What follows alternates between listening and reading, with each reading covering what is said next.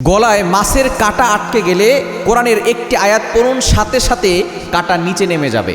কোরআনের ভিতরে আল্লাহ পাক রব্বুল আলামিন শেফা দিয়েছেন।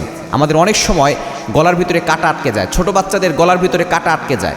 আপনি তখন যদি কোরআনের একটি আয়াত 3 বার পড়ে তার গলার ভিতরে অথবা হাতের ভিতরে ফু দিয়ে গলায় এভাবে হাতটাকে মালিশ করে দেন, দেখবেন তার গলা নিচে, কাঁটা নিচে নেমে গেছে গলা থেকে। অথবা কিছু সাদা ভাত, যেটা তরকারি মাখারও নয়, কিছু সাদা ভাতের ভিতরে যদি এই আয়াতটা পরে ফু দিতে পারেন, এরপরে যদি খাবারটা খেয়ে ফেলেন, দেখবেন আপনার গলার কাঁটা নিচে নেমে যাবে। অনেকের মাছের কাঁটা বিভিন্নভাবে গলার ভিতরে আটকে যায়।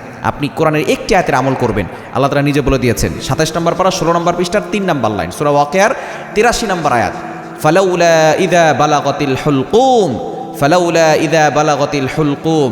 এই ছোট্ট আয়াতটি আপনি 3 বার পড়ে হাতে ফু দিয়ে গলার ভিতরে ভাবে মালিশ করবেন। আর যদি তাও না যায়, তাহলে আপনি কিছু সাদা ভাতের ভিতরে 3 বার পরে ফু দিয়ে ওই সাদা ভাত আপনি গিলে ফেলবেন, দেখবেন আপনার কাঁটা গলা থেকে নিচে নেমে যাবে। এজন্য মাছের কাঁটা যদি আপনার আটকে যায়, আপনি কোরআনের একটি আয়াত দিয়ে আপনি শেফা লাভ করতে পারবেন। আপনি নিজে পরীক্ষা করে দেখবেন যে কোরআনের ভিতরে আল্লাহ পাক রব্বুল আলামিন কীভাবে শেফা দিয়েছেন। আপনি নিজে আমল করে ফলাফল পাবেন ইনশাআল্লাহ।